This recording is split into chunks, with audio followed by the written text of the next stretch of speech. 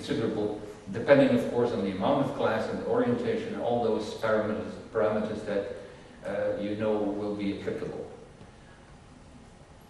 This is one of the summaries of a study that we did with SO, and which just shows for 4 climate areas, Brussels, Budapest, Rome and Stockholm. They were taken because one is mild, continental, one is continental, hot, dry, one is Nordic and cool, and one is mild or moderate.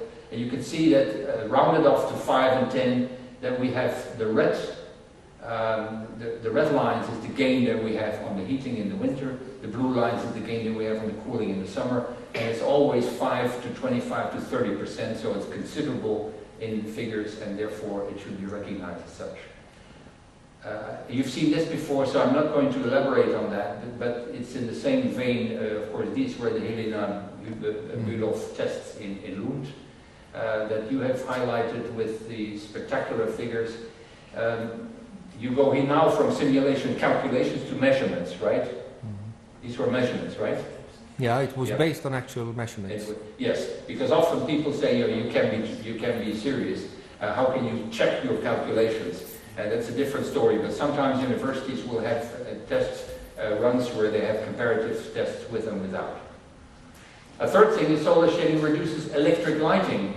We've mentioned that before, we've touched on it, but natural daylight, of course, is very good for us, and it's free and it has no cost.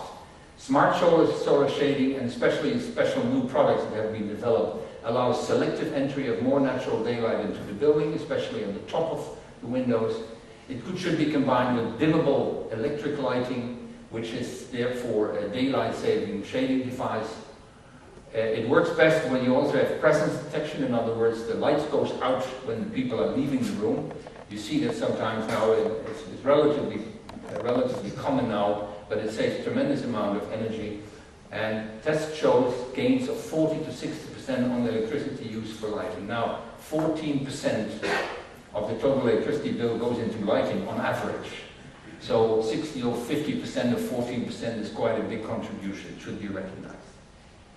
Oh, this is just for fun. You see how much electricity we generate and how much lighting we have during the night. I had to pull back a bit to get this picture right. This is another example, but this time it's focused on visual comfort, how this very same architect, Michael Hopkins, works with sketches of solar shading, light shelves, and reflecting ceilings to bring the natural daylight deeper into the room and to save on electric lighting. This is quite an interesting building in the United Kingdom. Have you shown this, Anders? I don't think you did, but Anders mentioned the gains on the cooling load, and this will be on the electric lighting, where you see that in Lund they had this test where you can see the on the left side. Why don't I get my? Yeah, on the left side you have this blind with daylight saving features. In other words, the slabs at the top have a different orientation than the ones at the bottom. We want 500 lux on the table, and that is measured by a device in the top, if I understand correctly the measurements. And they did measurements, the same laboratory, with this situation where the sunlight comes in, you can see that you have a certain amount of light coming in. Now, suppose that there is a cloud, and that will happen a number of times during the day, and you still want the 500 lux. Of course, you need more light, and then the electric light comes on. And the funny thing is that if you look at this summary, they just made a measurement over one day between 8 and 5 in the afternoon. And you can see that depending on whether it was a cloudy day, an overcast day, or a sunny day, there are tremendous savings in just the use of electricity for getting 500 lux. Which shows you that, systems with lights that goes just on and off are really a shame, because there is many times there is much too much. And the savings are in this 40 to 89%. Now that may not be an average, but it's just this test. And it shows that you will have double-digit multi-decimal points of savings on lighting. So we saved on cooling, we said, assuming the cooling would be standard. We saved on heating, we saved on electricity for lighting.